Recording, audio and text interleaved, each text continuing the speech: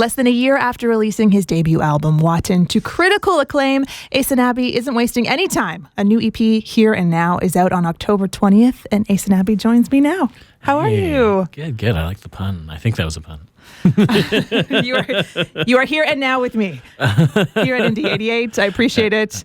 How are you feeling getting the EP out? It is incredible that we managed to find the time to kind of complete it, because we've been kind of go this entire time. It's been less than a year since Watin was released. Yeah, and like we've been kind of like either on the road or like doing like other kind of music related stuff. So there hasn't been any time for like a break or anything. And so like when I would come in and like we wanted to get this EP done, I just remember like finding these little pockets and being like, okay, there's half a day here. Like, can we? Is Derek free? Can we pop in and try doing a vocal take or something? So, well, before we get into the nitty gritty, I do want to talk about this last year has been pretty epic. I mean, tons of awards and acknowledgments, and the Polaris nomination. You're the first Indigenous artist to have a #1 alt rock song as well. So a big congratulations. And I wanted to know about how has it been like? Like, how do you feel? Yeah, it's surreal, but I think I'm trying to like open up the blinders a little bit. I think is kind of like my problem sometimes, which is kind of funny. Like the album Here and Now is like sometimes I do find it tough to kind of stay in the moment and be present. Like I'm always kind of like looking at the next thing, the next thing to do, and like that's always kind of been how my focus is kind of works. So yeah, I think, taking the time this winter to kind of reflect on it all and kind of think back and, remember certain moments. Like that's why I love my phone. Even kind of gives me these little memories like, oh, this happened on this day. And then like, this is whatever. So I always get these little reminders of like, oh man, like I can't believe that happened, or that happened that long ago. Like that feels like yesterday. Yeah, it's surreal. And like, I'm always like so grateful to everyone who's kind of, listening and acknowledging, and so yeah, thanks to everyone. Well, we have this next act now, this EP, again out Friday. It's your first album was inspired by your grandfather, and I'm curious, as going into this album, where were you pulling inspiration from? Yeah. In short, this is a breakup album. And I do recall being kind of like feeling a certain way about whether or not this would be the follow-up, because as far as context goes, like I felt like going from such a heavy context of the last record, my grandfather, his stories, going to residential school, meeting my grandmother, but there was like there's like kind of a through thread there. Like he fell in love with my grandmother there, and that's what got them through, right? So yeah, it's a bit of a departure for sure. But yeah, releasing something that I guess both still very personal. Of course. But this also was the first time like I've ever actually sat down and wrote with other people too. And so it was kind of interesting, processing this breakup in kind of these little mini therapy sessions with like different people, sometimes strangers, which would be kind of interesting, going into these rooms and be like, I don't know you and you don't know me, but here is my deepest self and let's make art about it. Wow.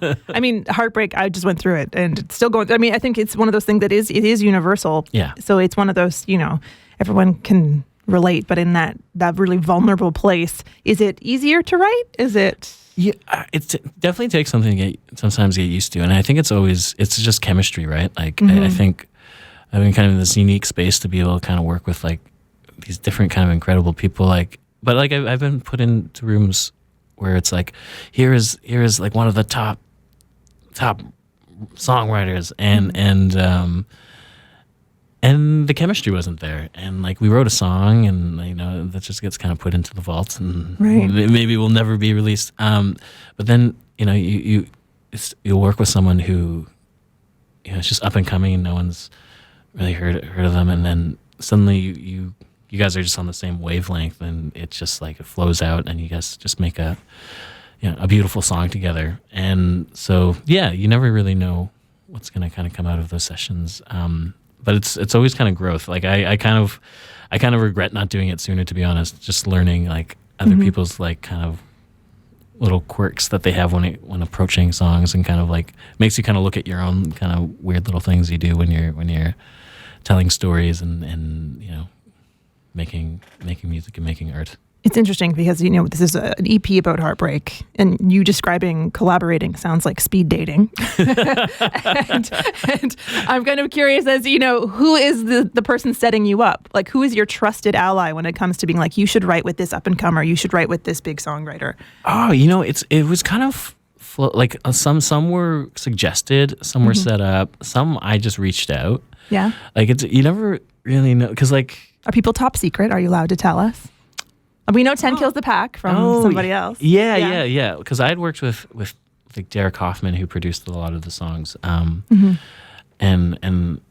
Amanda Kingsland had kind of set up that initial meeting. But like since working with Derek, I just really loved the way he produces, and like he has such a great ear, and it's just wild that I can explain something or like we function on the same wavelength. Like I feel like when we work together and then like a song comes back, I had rarely had to send it back and be like, oh, can you tweak this and tweak this? It's like it comes and I'm like, wow, this is perfect. But yeah, you never know how it's gonna happen. Like one time, like I played South by Southwest this year, and which is such a wild.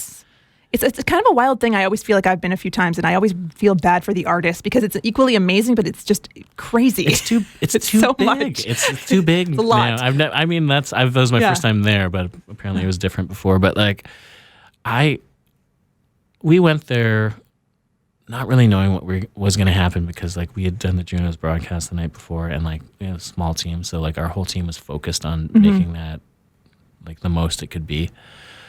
So like going to South by Southwest suddenly just became this kind of afterthought. And so we went there, and I remember I played on this patio, and there was like these wooden fences, and like on the other side was like this really, really loud EDM dance party. And on the other side of the fence was like this really super hype hip hop show. And like I'm in the middle, and like I didn't bring the band. Like I just had my acoustic guitar, and I'm playing to like 15 people, and which is, I've played a lot of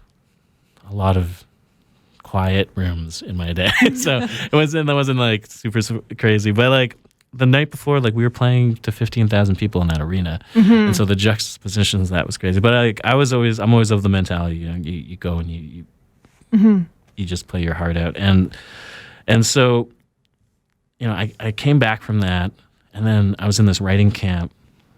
Like a month later, and I was supposed to work with this guy, this Swedish guy, and because he went through the U.S. first, he had to get a visa, and he ended up like losing a day, and the day that we were supposed to work together, and so it was like a 4 or 5 day camp, and like every day I'm working with a different producer and a different songwriter, and we're writing a Interesting. song. And every day after a session, he comes up. He's like, "How are you feeling? Do you want to write a song?" And I was like, I'm pretty exhausted just from trying to because these camps, they're. I'm not sure how many of the songs actually ever come out of a camp. They're mostly just like relationship building things. But you're really gassed because you're just making a song. At the end of every day, there's a completed song that you share with everybody. And so he's coming up and he's like, "Do you want to work?" And I'm like, "Oh, I'm so tired." He's like, "Okay." And this happened every day for the whole camp. And then we never worked together. And then like a week goes by, and he messages me, and he's like, "Yeah, really bummed out. I didn't get to write with you. Like, my publisher saw you play at a patio in Texas.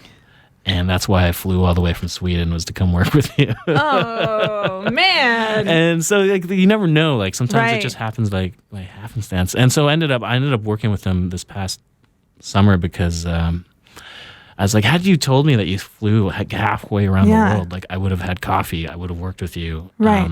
But I'm like, well, where are you in Sweden? Like, I'm playing a music festival in Denmark at the end of August. Like, I could just fly over and we can work together after that. So, yeah. It's interesting, like the inner workings of everything. Also, like the juxtaposition that has come up, earlier in conversation. But compared to your first record was you, and this is kind of a whole new realm. What was the highlight of, like, you listen back to the new EP in its entirety, and for you, what was the thing that really hit you when you listen back? Yeah, I mean, I think they're all kind of special songs and for their own reason. Like a lot of them, it was difficult to kind of choose which songs, because I think there was dozens of songs to kind of choose from to kind of decide what to put on this EP. So does that mean that this is like one of many? There will be more music. Okay, I figured that. Yeah, that's good. No, and my career is done after this. So we knew this was not the end. We knew this was not the end. But more like just when you again, Watin was a very specific and very special piece in a very interesting time, and definitely bringing in stories. And this, when you listen back to this, what was your? Yeah, it was really kind of interesting to kind of share these vulnerable spaces with.